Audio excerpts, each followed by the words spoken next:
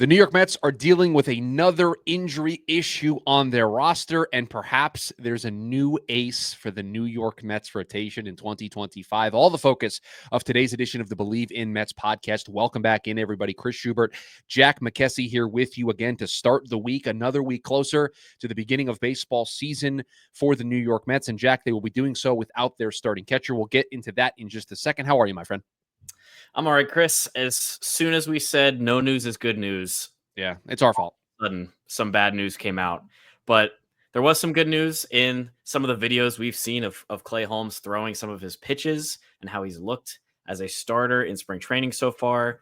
But speaking of videos, Chris, this podcast is in video form all over on YouTube. If you go over to YouTube and search my name, Jack McKessie, McKessy, you can find every single episode of this podcast that we've recorded so far. We're episode 40 now. All 40 episodes up on YouTube in a video version if you prefer to get your podcast that way. But I'll kick it back to you. Insane that we've been doing 40 episodes of this podcast already. It feels like just yesterday that we took over this podcast feed, and it's been a lot of fun talking Mets baseball on a regular basis. You know, it's also a lot of fun going over to Bet Online, the world's most trusted betting platform and your number one source for online betting in 2025. Whether you're a seasoned fan or a first-time bettor, Bet Online is your ultimate game day companion with the largest selection of odds on everything from the NBA and college basketball to the NHL and UFC. Bet Online continues to be your number one sports betting source. From every three-pointer to hat trick, BetOnline has you covered. Odds, stats, and more for every single game, every play, and every win. BetOnline, the game starts here. We start with Francisco Alvarez being out for the next 6 to 8 weeks with a broken hamate bone in his left hand, and he is expected to miss the next 6 to 8 weeks. The 23-year-old catcher, a large part of what this team is trying to accomplish this year, and he will be down for at least the next 2 months as he deals with the recovery from that surgery in his left hand. Jack, just top line, your overall thoughts as the Mets already down Sean Manaea, already down Frankie Montas, Brandon Nimmo dealing with a knee injury, and now we can add Francisco Alvarez to that unfortunate list. In a way, Chris, I feel like the Alvarez news hurts the most because I feel like, I mean, we talked about it a little bit in the pre-show here, but it feels like it's the one that's most going to affect the future of a player because Manaea is down for only a few weeks. We've talked about what the Mets rotation is going to look like. Same with Frankie Montas. Nimmo has been dealing with the knee injury, but it seems like he'll be back on track relatively soon. Maybe if not by opening day, but soon after that. But for Francisco Alvarez to be down 6 to 8 weeks with another injury to his hand, because if you remember, he had that torn ligament in his thumb last season, 2 years ago? No, it was last year. Last year. And it makes you worry about projecting his future as a Met because last season was already worrying enough with his lack of power that he had throughout the whole season. We saw a flash of it come back in late August and September, but he was not the 20-plus home run guy that we expected, and obviously now he'll be missing a really good portion of the early part of the season.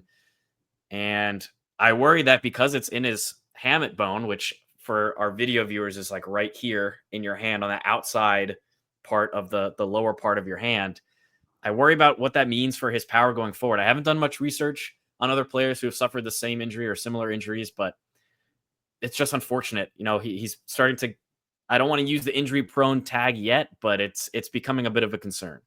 Yeah, I mean, listen, he was called up back in 2022, played those 5 games late in the season when the Mets were looking for a spark because their entire season was crumbling around them like the "this is fine" meme. It's just everything around them burning to the ground, and they were just trying to trot along, and they needed a spark, and they called on Francisco Alvarez. And then in 2023, he played in 123 games. Last year, he played in 100 games. Listen, your starting catcher is not going to play in 140, 150, 160 games anymore. That's not the way the position is designed.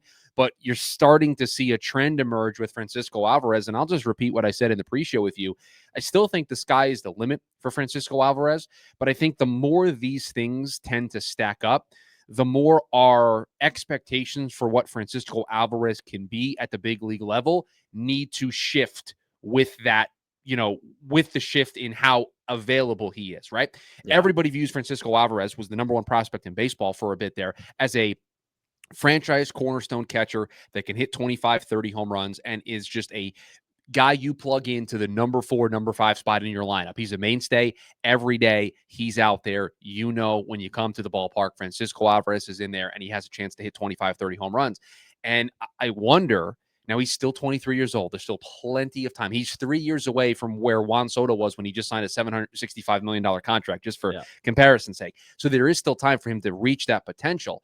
But when these things start to stack up, I think it's fair to wonder, is he going to be a number 4 hitter? Is he going to be a number 5 hitter? Is he always going to give you 25, 30 home run power? Or is this just who Francisco Alvarez is, where he's dealing with this stuff? Now, listen, this is going to be his 3rd full big league season. I'm not willing to write him off yet, but I do think you start to file it away in the back of your head of, when do you start to maybe have the conversation about changing the expectations for what Francisco Alvarez can be at the big league level? Because coming off of the injury last year, he struggled.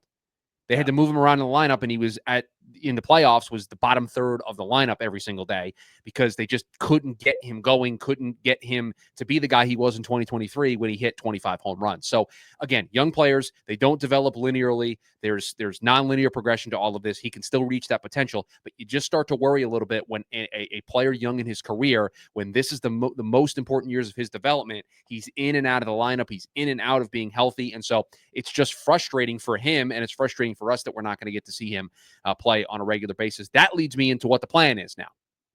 I was also just going to say, like, another part of the Francisco Alvarez thing, and we're going to talk about that with the plan, is the catching aspect of it. Like, hitting aside, if you remember back in 2023 when he had his first full season, Francisco Alvarez kind of established himself as the lead catcher in the lineup, not necessarily because of the bat, although the 25 home runs certainly helped, but because the Max Scherzers and the Chris Bassetts, these veteran pitchers of the team, actually, I don't think Bass was on the team then, but the Max Scherzers of the world were talking about how they were so impressed with Alvarez's ability to call a game and to receive pitches.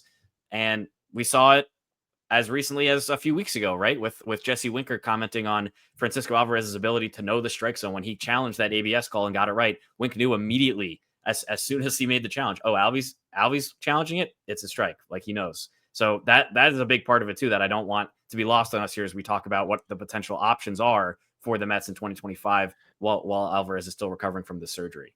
I am going down a rabbit hole because you unlocked something in my brain. I'm looking at Chris Bassett starts in 2022 because they were there together, and I'm trying to see if in these games late in September, if Alvy caught Chris Bassett at any point. And so you're going to have to bear with me here as I do this, looking at these September game logs for Chris Bassett, because I'm trying to look. He came up for those 5 games at the end of the year, and Bassett pitched on October 2nd against the Braves.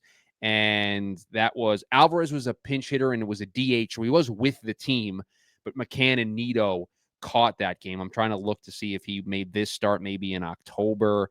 No. So it doesn't look like he caught starts, but they were together in 2022. He was at least around him in 2022 when he came up. I know Max Scherzer specifically. 100%. Yeah, Max talked about him a bunch. Alvarez, yeah, Max and Verlander, I think Verlander might have said you're right. something. But to that end, a 21-year-old catcher and you have 40-plus-year-old pitchers, 39-year-old pitchers talking about how impressed they are. But when they're of the caliber of future Hall of Famers like Max Scherzer and Justin Verlander, like it's a big loss for the Mets, not just in the offense, is my point. Like the pitching staff, with all the questions that we have for the rotation, losing a catcher who is as talented as Alvarez is at receiving behind the plate is it's a loss.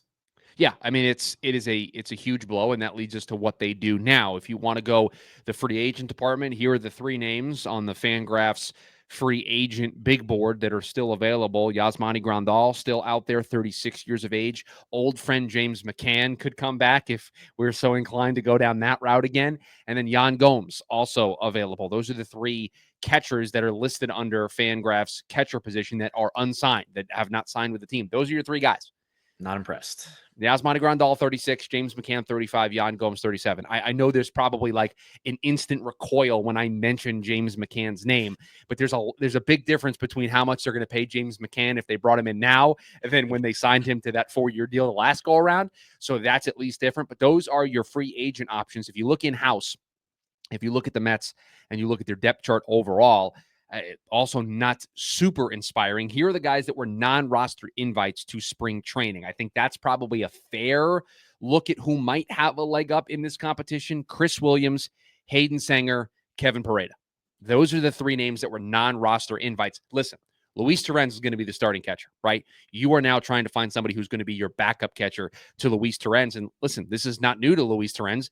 Team cut Omar Narvaez. Francisco Alvarez got hurt. They traded for Luis Torrens and then made him the starter last year when they needed somebody in a pinch. So not the first go-around for Luis Torrens filling in this type of capacity for Francisco Alvarez.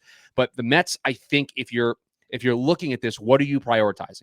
Do you want somebody who's a defensive-minded catcher to provide you that defense late, or to be in the lineup, you hit him 9th and he's your defensive catcher? Or are you looking for somebody who with a little more pop? Because that's going to determine which pathway you go down between Chris Williams, Hayden Sanger, and Kevin Pareda.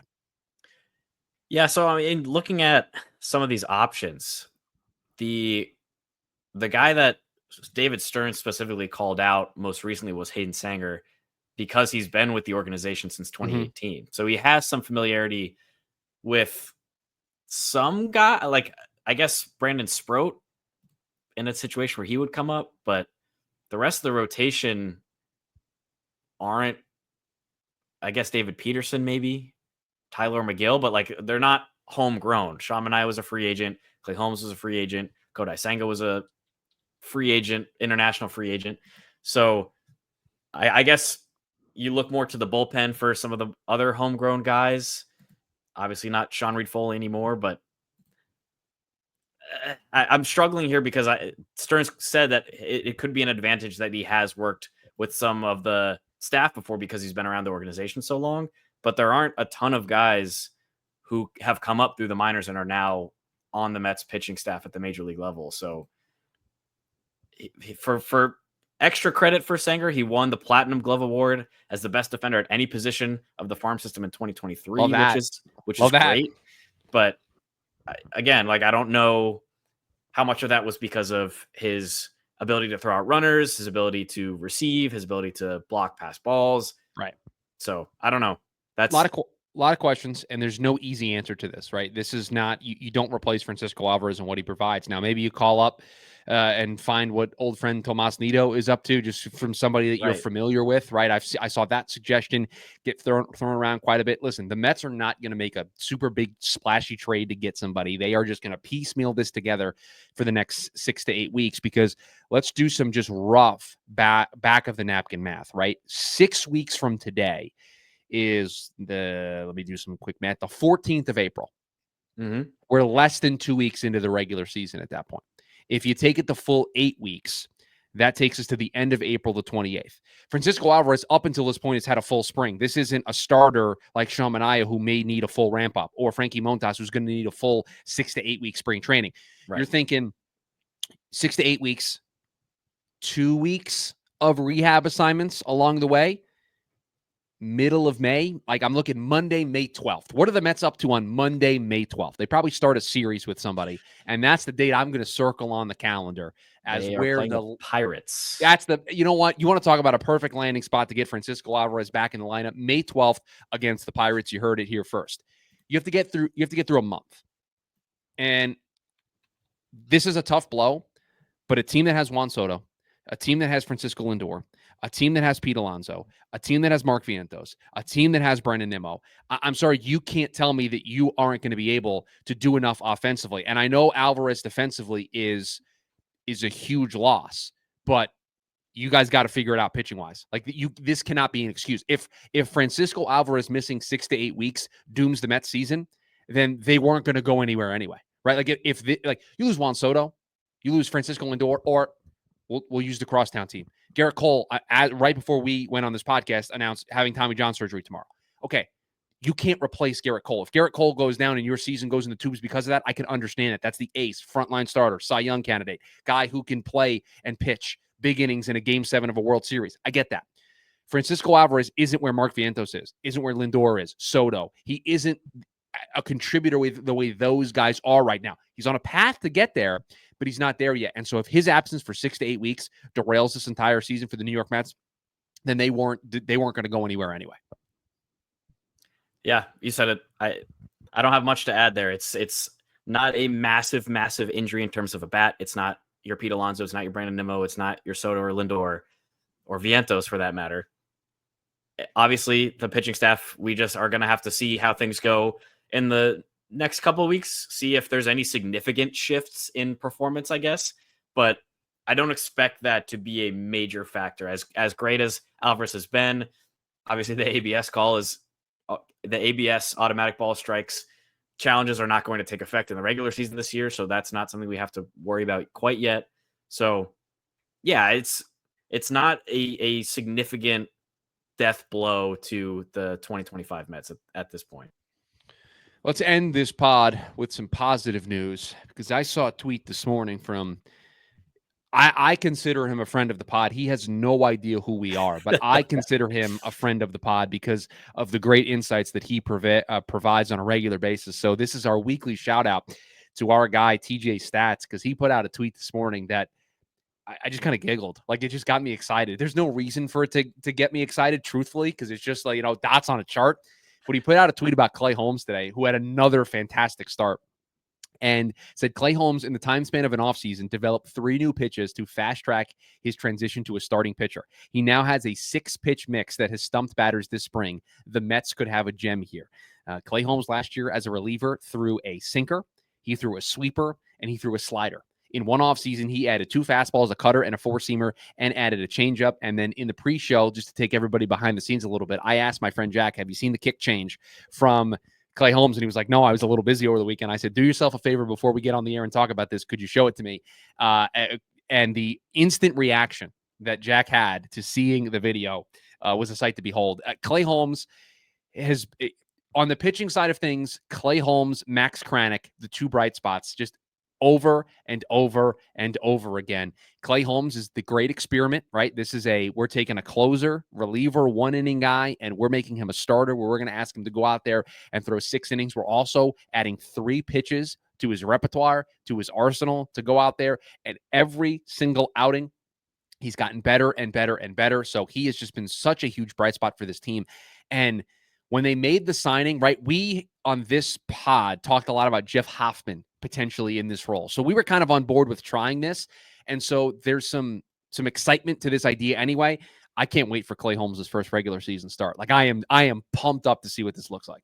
It's kind of crazy how good it's been. Like, Clay Holmes, in terms of the pitchers in the rotation that we projected to be in the rotation, was one of the biggest question marks, if not the biggest one, because he was, again, a reliever, a closer that the Mets were trying to convert back into a starter. And through 9 2/3 innings of spring training, 13 strikeouts to 4 walks and 0 runs.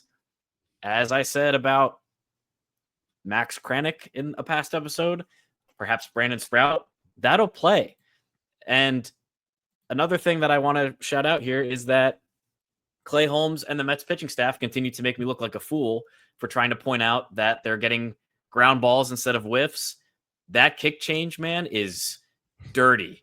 Let's get some whiffs. He got he had 75% whiff rate 71% whiff rate on his kick change against the Nats on Sunday, which is, it has everything that you want in a strikeout pitch. Insane movement, ability to get hitters to chase, and when they chase, they're not making contact, and he's getting out. So listen, if this Clay Holmes experiment, because of these added pitches, because of whatever the Mets are doing to stretch him out and ramp him up to take over a starter role, if it looks anything in the regular season like it has in spring training, look out, NL East. We might have a new Mets ace to pair along with our ace, Sean Manaea. I will say after his start against Washington, there TJ Stats put out a tweet that said, "Whispers: Clay Holmes is currently the Mets' #1 starter," just because of how good he has been. Yeah, I mean, it's such a bright spot, right? Because it's an experiment, right? It's still spring training. We'll see what it looks like when it's against major league lineups, turn after turn after turn through the rotation. But Right. I don't know how you sit here on March 10th and you're not excited by what the possibilities might be. If you were skeptical of Clay Holmes as a starter and he was having a terrible spring and was just getting lit up, you'd be taking the victory lap right now. You can't even do that because he's been awesome every single outing out there. Spring stats don't translate to regular season stats, all the disclaimers that are required here. But you're asking somebody at 31 years old to make a major change in the way that they pitch. And so far, it's looked absolutely fantastic. So any chance we get to shout it out, we will, because Clay Holmes now, there's only one true hashtag our ace on this podcast, and it is Sean Manaea. But while Sean Manaea is out, we need somebody to take up the mantle as hashtag our ace. And Someone's got to do it. I want to nominate right now that it is Clay Holmes until Sean Manaea is able to come back. So again, just like, because the Mets Twitter leans into this. The Mets Twitter leans into this, that, we acknowledge Sean Manaea just like we acknowledge Roman Reigns as our tribal chief, our ace, Sean Manaea. I'm not saying that we're replacing Clay Holmes. This is not a Solo Sikoa thing for my wrestling fans out there. I'm not saying that. But we need somebody to run things while Sean Manaea is out. So we need a stand-in, hashtag our ace, and I'd like to nominate Clay Holmes for that role. And listen, we'll leave it up to the people. The people can decide, but I just want to nominate for right now that hashtag our ace, a temporary hashtag our ace is Clay Holmes. I would have to say I'm with you on that. I need to see the regular season results first. I have to keep reminding myself That's it's fair. spring. Yes. But when you see not only the results that he's getting against opponents, but that Mets players, when polled by Tim Healy of Newsday, were asked to name some of the dirtiest pitches they've seen so far in spring training. There was some of the obvious ones: Kodai Senga's splitter, Edwin Diaz's fastball. Stop me if you've heard this before. But then Clay Holmes' sinker and Clay Holmes' changeup both made it as separate pitches that got a shout out from Mets players as some of the dirtiest pitches they've seen so far in camp. So again, it's working. Like, if he pitches the way that he did on Sunday against the Nats, if he's able to keep stretching out and do this in the regular season when he's going to have to face the lineup 3+ times, we've got a really good situation on our hands, a much better situation than we might have thought going into this year with the rotation. And to that end, Chris, I think as of right now, hashtag our ace entering opening day. That's right. Clay Holmes. That's right. I'm glad I got you on board here. Didn't want to end the podcast on a sour note, just talking about Francisco Alvarez and his injury, although it's obviously a big deal, and the Mets will have to navigate through probably a month plus without him. But you heard it here first. May 12th is my prediction for when Francisco Alvarez rejoins the New York Mets and is back in the lineup. We are back later on this week with another episode of this pod, dropping more than likely on Wednesday. So look forward to that. Please rate, review, subscribe to this show wherever you find your podcasts. We will be back here. Good news, bad news, no news. We'll be back in your podcast feeds on Wednesday with another edition of the Bleav in Mets podcast. So for Jack McKessie, Chris Schubert, appreciate everybody being here. You want to see the video version of the show, just search up Jack McKessie on YouTube, McKessy. Talk to y'all on Wednesday. And as always, let's go Mets. Let's go Mets.